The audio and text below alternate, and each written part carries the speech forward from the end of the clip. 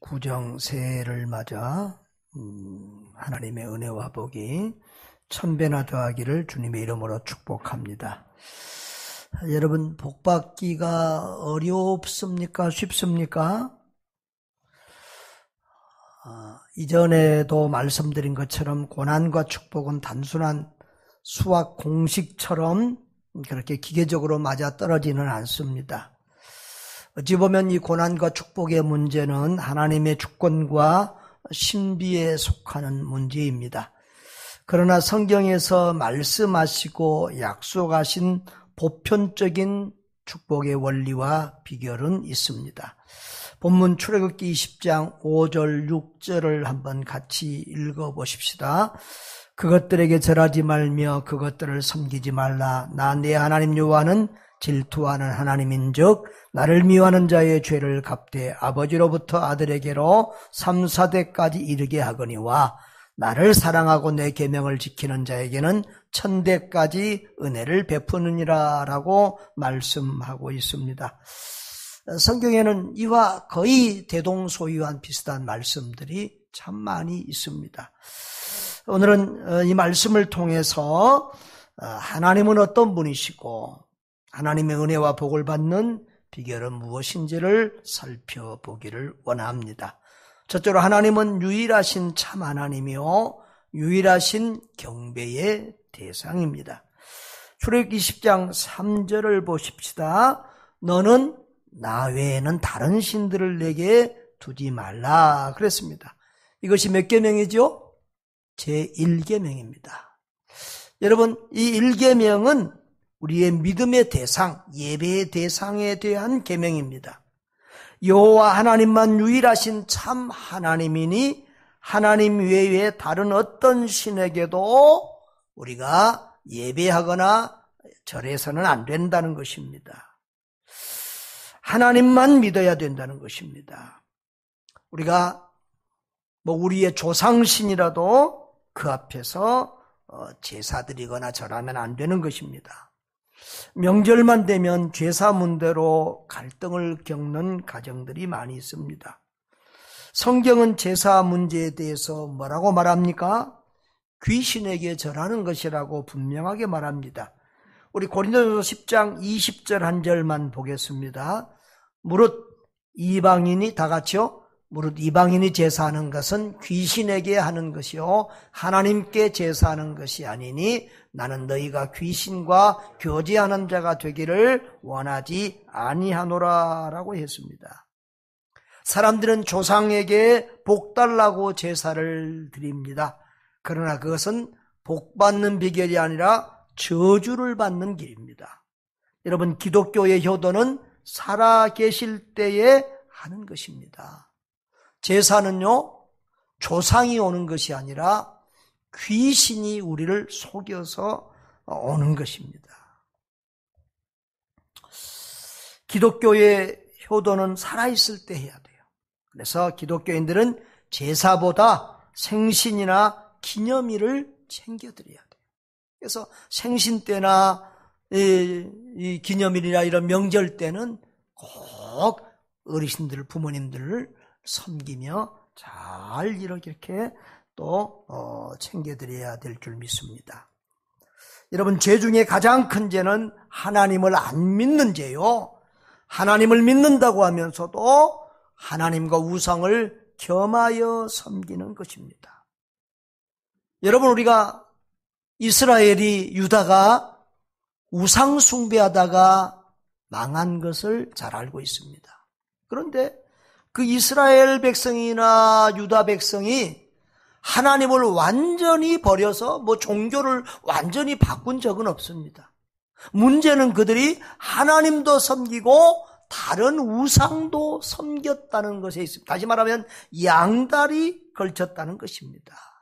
여러분, 우리가 무슨 하나님을 떠나고 이러지는 않겠죠. 그러나 우리는 하나님도 사랑하고 돈도 세상도 사랑하는 이런 하나님과 우상을 같이 섬기는 이런 양다리 걸치는 이런 잘못된 신앙에 머무르는 경우가 많이 있습니다.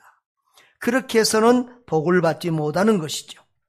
여러분, 또 우리 하나님은 어떤 하나님입니까? 질투하기까지 우리를 사랑하시는 하나님이라고 말씀하십니다. 4절을 봅니다. 너를 위하여 새긴 우상을 만들지 말고 위로 하늘에 있는 것이나 아래로 땅에 있는 것이나 땅 아래 물속에 있는 것의 어떤 형상도 만들지 말며 그것들에게 절하지 말며 그것들을 섬기지 말라. 나 내 하나님 여호와는 질투하는 하나님인즉 나를 미워하는 자의 죄를 갚되 아버지로부터 아들에게로 3, 4대에 이르게 하거니와 라고 했습니다. 여러분, 이것은 제2계명인데요.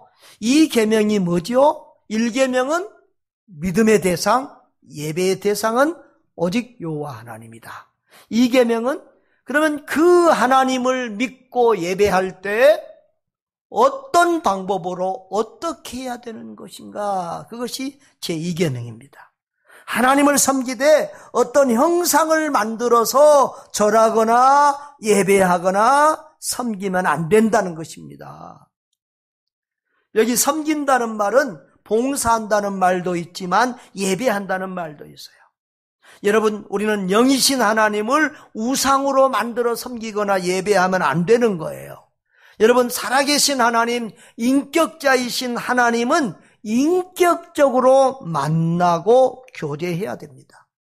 여러분, 우리가 어떤 사람과 교제할 때 사람이 있는데 그 사람 옆에다가 무슨 어떤 그 사람의 모양을 만들거나 사진을 놓고 그 사진이나 모양, 사람 모양과 이렇게 교제하지 않습니다. 사람하고 인격자끼리 직접 대면해서 교제합니다. 그렇죠? 우리 하나님도 죽은 하나님이 아니라 살아계신 하나님입니다. 인격자입니다. 그러므로 하나님을 어떤 것으로 만들어 놓고 그렇게 하나님을 섬기고 교제해서는 안 되는 것입니다. 하나님과 더불어 영적으로 인격적으로 교제하는 참 예배자들 되시기를 바랍니다. 여러분, 출애굽기 20장 5절에 나 여호와 너희 하나님은 질투하는 하나님인즉 이렇게 말씀했습니다. 여러분, 우리가 질투한다는 말은 사람들도 싫어해서 사람들에게도 잘 안 쓰는 말입니다. 그런데 하나님은 자기 자신을 가르쳐서 나는 질투하는 하나님이다 이렇게 말씀하십니다. 신명기 4장 24절에서도 내 하나님 여호와는 소멸하는 불이시요 질투하시는 하나님이시니라 라고 했습니다. 여기 질투한다라는 말은 아주 뜨겁게 열렬히 시기한다, 시기로 불태운다 이런 의미입니다. 그러니까 치밀어 오르는 분노와 시기심을 억제할 수 없는 정도의 그런 상태를 나타내는 그런 말씀입니다. 여러분, 그런데 이 하나님의 질투 감정은 사람들의 이런 질투 감정과는 다릅니다. 왜냐하면 하나님은 자신의 감정에 치우쳐서 이기적으로 행동하는 분이 아니기 때문입니다. 여러분, 이 하나님의 질투의 의미는 하나님께서 당신의 백성을 너무도 사랑하시기 때문에 그 백성이 하나님에게서 떠난다든지 그 하나님의 백성이 우리의 마음이 다른 곳에 쏠리는 것을 가만히 보고 있을 수만은 없다는 것입니다. 하나님의 불타는 질투심은 우리들에 대한 하나님의 사랑이 얼마나 뜨거운지를 보여주는 것입니다. 여러분, 사랑의 반대가 무엇이죠? 사랑의 반대가 무엇이죠? 예? 우리는 사랑의 반대 그럼 미움이라고 생각하기가 쉬운데 사실은 무관심입니다. 무관심. 여러분, 우리가 사랑하지 않는 자에 대해서는 그가 뭘 하든지 무관심합니다. 질투심이나 시기심이 일어나지 않습니다. 그런데 하나님은 질투하고 시기할 만큼 우리를 불같이 사랑하신다는 것입니다. 하나님은 자기 사랑을 우리를 결코 우상이나 다른 대상에게 빼앗기지 않겠다고 하십니다. 부모나 자녀가 우상이 되지 않기를 바랍니다. 재물이나 건강이나 명예나 권력 그 무엇도 하나님보다 더 사랑하는 우상이 되지 않기를 주님의 이름으로 축복합니다. 세 번째로 하나님은 어떤 하나님이냐? 자자손손 복주시기를 원하시는 하나님입니다. 여러분, 20장 5절에 보면은 하나님은 나를 미워하는 자의 죄를 갚되 아버지로부터 아들에게로 3, 4대까지 이르게 하거니와 나를 사랑하고 내 계명을 지키는 자에게는 1000대까지 은혜를 베푸느니라 라고 말씀하십니다. 여기서 벌은 몇 대까지 주겠다고요? 3대, 3, 4대까지. 은혜와 복은 몇 대까지 베풀겠다고요? 1000대까지 베풀겠다고 합니다. 여기서 우리 하나님의 마음 중심을 볼 수 있죠. 벌은 3, 4대까지 짧게 마지못해서 주시는 분이라는 것입니다. 여기 나를 미워하는 자의 죄를 갚되 그랬습니다. 이 말씀은 여러분 우상을 섬기는 행동이 하나님 외에 다른 것을 섬기는 행동이 하나님을 증오하고 미워하는 행동으로 하나님은 그렇게 간주하신다는 것이죠. 그래서 하나님은 우상 숭배자를 친히 찾아가서 그 행위를 소상하게 계산하고 그에 합당한 채찍 곧 형벌과 심판을 내리신다는 의미입니다. 그런데 3, 4대까지 이르게 한다 그랬습니다. 여러분, 그 가증스러운 우상을 숭배하여 하나님을 분노케 한 사람에 대한 형벌의 범위를 하나님은 그 범죄자, 우상 숭배한 범죄자에게만 국한시키지 않습니다.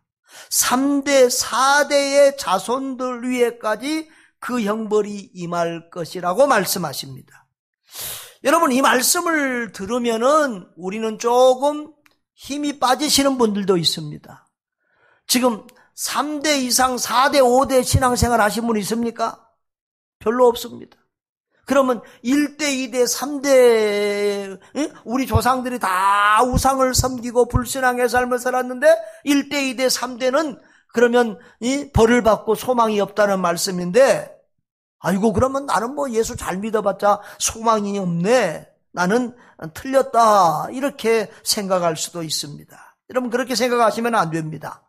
10여 년 전에 가게에 흐르는 저주를 끊어라 라는 책이 크게 유행한 적이 있습니다. 그런데 그것은 성경적이지 않다고 해서 이렇게 많은 비판을 받았고, 결국은 그 책이 지금은 잘 팔리지 않고 읽히지도 않습니다. 여러분, 그런데 오늘 우리가 본 이 말씀을 보면 3, 4대까지 벌을 받는다 그러면 이건 가게에 흐르는 저주가 아닌가? 조상들이 잘못한 것이 우리에게 계속해서 이 죄와 벌이 흐르는 그런 상황이 아닌가? 그런 생각을 할 수가 있습니다. 여러분, 우리가 그렇게 하나님을 알아서는 안 됩니다. 하나님은 조선시대나 저 북한의 악랄한 독재자처럼 누가 잘못을 하면 삼족을 멸하거나 연자제처럼 죄 없는 가족이나 친척까지 벌하시는 잔인하신 하나님이 아닙니다. 하나님은 범죄하지 아니한 사람을 그 조상의 죄로 인하여 무조건 벌하시는 분은 아닙니다. 물론 특별한 상황에서 우리 민족적으로나 또 나라가 이렇게 망해서 자손들이 어려움을 겪는 경우에, 이 다니엘과 같은 그런 경우들도 혹 있습니다만 그건 특수한 경우고요. 이렇게 부모의 죄 때문에 자녀를 하나님은 멸하지 않는다고 말씀하시는데, 에스겔서 18장 14절에서 20절에 잘 기록이 되어 있는데, 기니까 그 중에서 20절 한 절만 우리 같이 한번 읽어보도록 하겠습니다. 같이 읽습니다. 시작. 범죄하는 그 영혼은 죽을지라. 아들은 아버지의 죄악을 담당하지 아니할 것이요 아버지는 아들의 죄악을 담당하지 아니하려니 의인의 공의도 자기에게로 돌아가고 악인의 악도 자기에게로 돌아가리라 그랬어요. 아버지 때문에 자식이 벌을 받는 것도 아니고, 자식이 잘못했는데 아버지가 잘했다고 무조건 그 공로가 자식에게로 가는 것도 아니다. 사람들은 자기 죄 때문에 벌을 받고 또 자기가 잘하면 또 복을 받는다. 이런 의미의 말씀입니다. 그렇다고 하면 오늘 이 본문에 3, 4대까지 하나님께서 이렇게 죄를 갚는다고 하는 말씀은 무슨 말씀일까? 한번 다시 생각해 볼 수 있는데요. 그것은 부모들의 죄와 허물은 그 후손들에게 지대한 영향을 미친다는 사실을 강조합니다. 예를 들면 알코올 중독자 아버지가 있으면 그 가정, 그 자녀들은 다 망가집니다. 늘 폭력을 일삼는, 늘 부부싸움을 하는 그런 부모와 그런 가정은 자녀들이 바르게 서기가 어렵습니다.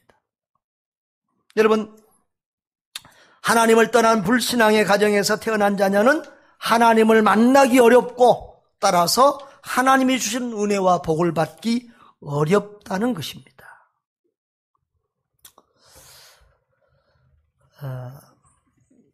그래서 믿음의 부모를 만나는 것은 참 큰 축복이 아닐 수 없습니다. 제가 금요일 날 우리 예배 금요 기도에 나온 우리 아이들을 안고 제가 늘 기도하죠.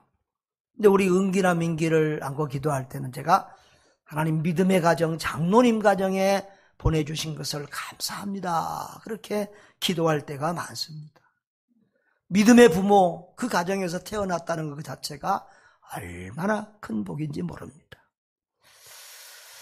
여러분, 또 복은, 하나님은 복은 천대까지 자자손손 영원토록 주기를 원하시는 하나님이세요. 벌은 3, 4대까지 주는데, 짧게 주는데, 복은 천대까지 자자손손 영원토록 주기를 원하시는 좋으신 하나님이라는 거예요. 출애굽기 20장 6절에 나를 사랑하고 내 계명을 지키는 자에게는 몇 대까지? 천대까지 은혜를 베푸느니라 그랬어요. 그런데 여기 두 가지 말이 있어요. 나를 사랑하고 내 계명을 지키는 자. 이것은 두 가지 말 같지만 실제로는 하나하나 마찬가지예요. 하나님을 사랑하는 자는 뭐예요? 하나님의 계명을 지키는 거예요. 여러분, 믿음과 행위는 함께 움직이는 거예요. 나는 하나님을 사랑하는데 하나님 말씀은 전혀, 하나님의 계명은 전혀 안 지켜. 이것은 사실은 거짓 믿음이에요. 하나님을 사랑하는 자는 하나님의 계명을 지켜요. 요한복음 14장 2절 21절에서 예수님도 이렇게 말씀해요. 남의 계명을 가지고 지키는 자라야 나를 사랑하는 자니 나를 사랑하는 자는 내 아버지께 사랑을 받을 것이요 나도 그를 사랑하여 그에게 나를 나타내리라 라고 말씀하셨어요. 요한일서 5장 3절을 우리 같이 한번 읽어볼까요? 시작. 하나님을 사랑하는 것은 이것이니 우리가 그의 계명을 지키는 것이라. 그의 계명들은 무거운 것이 아니로다. 할렐루야. 여러분, 하나님을 사랑하십니까? 하나님을 사랑하면 하나님의 말씀도 하나님의 계명도 어렵지 않다는 거예요. 무겁지 않다는 거예요. 여러분, 하나님을 사랑하는 것이 굉장히 힘듭니까? 여러분, 저는 하나님을 사랑하는 것은 별로 어렵지 않은 것 같아요. 사람을 사랑하는 것이 힘들어. 사랑은 너무 못된 구석이 많고 변덕스러우니까.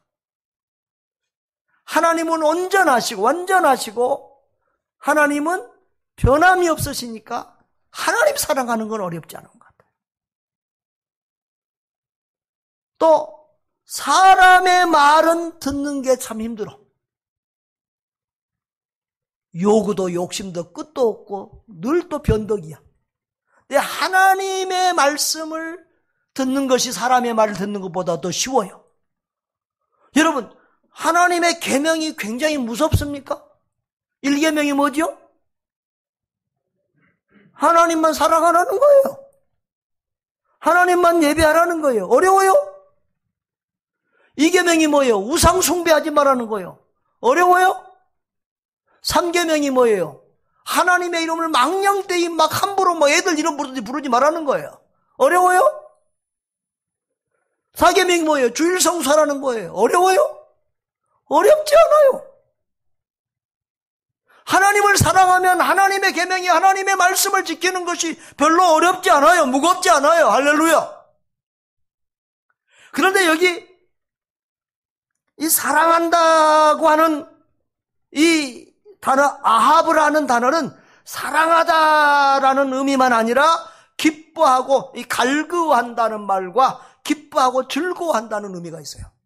하나님을 사랑하는 사람은 늘 하나님을 찾고 구해요. 또 하나님을 즐거워해요. 여러분, 하나님을 즐거워한다는 말이 굉장히 성경에는 강조되어 있고 매우 자주 반복되고 있어요. 한 절만 읽어볼까요? 시편 32편 11절을 한번 봅시다. 시작. 너희 의인들아 여호와를 기뻐하며 즐거워할지어다. 마음이 정직한 너희들아 다 즐거이 외칠지어다. 할렐루야. 하나님을 기뻐하며 즐거워하시기를 바랍니다. 여러분, 진실한 사랑은 조건 없는 사랑이에요. 아버지가 나한테 용돈 주니까 사랑한다? 아버지가 나한테 맛있는 거 사주니까 사랑한다? 이것은 순수하지 않아요. 그냥 아버지 그 자체만으로 즐거워하고 좋아하는 거, 이게 진실한 사랑이에요. 하나님에 대해서도 마찬가지예요. 하나님이 우리에게 복 주니까 사랑하고, 하나님이 내 문제를 해결해 주니까 사랑하고, 하나님이 내 기도에 응답해 주셨으니까 사랑하고, 이것이 아니라 우리가 하나님을 기뻐하고 즐거워해야 될 줄 믿습니다. 순수하게 하나님 그 자신만으로도 우리가 하나님을 사랑하고 즐거워하는 사람들 될 수 있기를 바랍니다. 그게 진실한 신앙이에요. 그래서 우리 장로교가 신봉하는 웨스트민스터 신앙고백 소요리 문답 제1문답에도 보면은 사람의 죄일된 목적이 무엇이뇨라고 그렇게 물으면 답이 뭐죠? 하나님을 영화롭게 하며 영원토록 그를 즐거워하는 것입니다. 이것이 사람의 죄일된 목적이라는 거예요. 우리 이전에도 말했죠. 어떤 것이 하나님을 기쁘시게 하느냐? 하나님을 즐거워하는 것이 하나님을 영화롭게 하고 하나님을 기쁘게 하는 거예요. 할렐루야. 하나님을 즐거워하는 여러분 되시기를 바랍니다. 그래서 우리 지지난주에 설교 들었지요. 하박국 선지자는 어떻게 말해요? 밭에 식물이 없고 먹을 것이 없고 외양간에 소도 없고 과수원에 과일나무 열매도 없고 이것도 저것도 아무것도 없어도 나는 하박국 3장 18절 다 같이 시작. 나는 여호와로 말미암아 즐거워하며 나의 구원의 하나님으로 말미암아 기뻐하리로다. 할렐루야.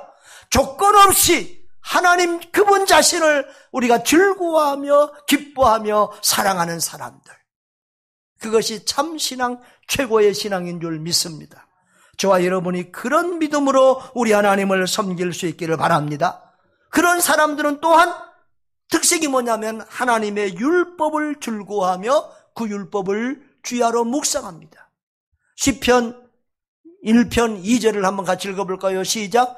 오직 여호와의 율법을 즐거워하여 그의 율법을 주야로 묵상하는도다. 그래서 하나님을 사랑하는 자는 하나님의 말씀을 사랑하고 그 말씀을 묵상하고 그 말씀을 실천하기를 즐거워하는 거예요. 할렐루야. 저와 여러분에게 그런 아름다운 믿음이 있기를 주의 이름으로 축복합니다. 또 천대까지 은혜를 베푼다라고 말씀했습니다. 이 말씀은 산술적으로 정말 천대까지 딱 세서 천번째까지 딱 은혜를 베푼다, 그런 의미가 아니라 오래오래 대대로 하나님이 은혜를 베푸신다라는 말씀입니다. 여러분, 이 말씀도 우리가 잘못 해석해서 예수를 잘 믿는 정말 헌신적이고 믿음 좋은 사람의 자손들은 천대까지 무조건 복을 받는다. 그 사람이 예수를 잘 믿든지 죄를 됐든지 뭘 잘못해도 무조건 천대까지는 하나님이 복을 주신다, 이런 의미로 해석하는 것은 잘못입니다. 여러분, 우리가 하나님을 이해하고 하나님을 알 때 늘 늘 우리가 명심해야 되는 건 뭐냐면 하나님은 인격자라고 하는 거예요. 인격자. 하나님은 기계가 아니에요. 인격자예요. 그래서 하나님은 우리가 당신을 사랑하는지 안 하는지 또 우리의 죄와 허물과 모든 것을 알고 계세요. 그러니까 하나님을 사랑하고 자손들이라도 하나님을 사랑하고 하나님의 말씀을 지키려고 이렇게 힘쓰고 할 때 우리 하나님이 은혜를 베풀고 복을 주실 줄 믿습니다. 자, 그런데 여러분, 하나님의 벌은요 3대, 3, 4대까지 미치는데 은혜와 복은 어떻게 몇 대까지요? 1000대까지 주신다고 하나님이 말씀하고 있어요. 그게 하나님의 본심이에요. 하나님이 매를 듣는 것은 할 수 없으니까 잠시 드는 것이고 하나님은 우리에게 아주 대대로 오랫동안 복 주시기를 원하시는 하나님이라는 사실을 믿으시기 바랍니다. 그래서 이 코로나 상황의 고통도 하나님의 본심이 아니라 하나님이 어쩔 수 없이 잠시 매를 들고 있는 상황이라는 것을 이해하시기를 바랍니다. 그러니까 고난은 머지않아 끝나고 하나님은 또 우리에게 은혜와 복을 베풀어 주실 줄 믿으시기를 주의 이름으로 축복합니다. 자, 그런데 실제로 성경에서 보면 하나님을 사랑하고 하나님 말씀에 순종함으로 대대로 복을 받는 그런 믿음의 사람들을 볼 수 있습니다. 우리 한 사람만 보자면 아브라함입니다. 아브라함은 하나님이 독자 아들 이삭을 번제로 바치라고 할 때도 그 말씀에 무조건 순종했습니다. 그때 하나님이 아브라함에게 아브라함아 내 아들에게 손을 대지 마라. 그러면서 너가 나를 얼마나 사랑하는 줄 내가 알겠다라고 하면서 그 아브라함의 믿음을, 아브라함의 하나님을 향한 그 사랑을 하나님이 인정해 주십니다. 그 아브라함은 이스라엘 민족의 첫 조상이 되고 그리고 자자손손 복을 받는데 특별히 그 아브라함의 후손 가운데서 인류를 구원하러 오신 우리 주님 예수 그리스도가 오시게 됩니다. 할렐루야. 사랑하는 여러분, 이렇게 성경에는 하나님을 사랑하고 말씀대로 순종해서 복을 받는 사람들이 많습니다. 그런데 성경에만 있는 게 아니라 우리 주변에도 이런 분들이 많아요. 그런데 참 이런 살아계신 분들이니까 또 현재 진행형이니까 이런 말씀들은 제가 참 드리기 참 어려운 부분도 있습니다만은 우리 시대에 가장 헌신적인 부류는 어떤 분들인가 이렇게 생각을 해보게 됩니다. 여러분, 우리가 일제시대 때나 6.25 때는 순교자가 최고의 헌신자고 믿음 좋은 분들이었을 것입니다.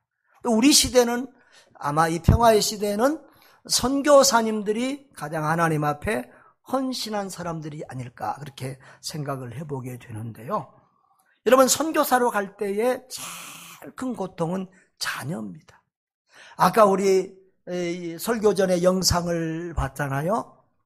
거기 밥을 자꾸 숨겼다는 얘기가 나오는데 이게 뭐냐 그러면 너무 가난한 지역인데 사모님이 밥을 해서 교회에서 성도들을 먹이고 주는데 밥이 부족하니까 애가 배고프다 그러니까 자꾸 밥을 숨겨놓고 성도들 안 주고 숨겨뒀다가 자기 아들 주는 거예요. 그 얘기예요 지금. 여러분, 그게 부모의 마음이잖아요.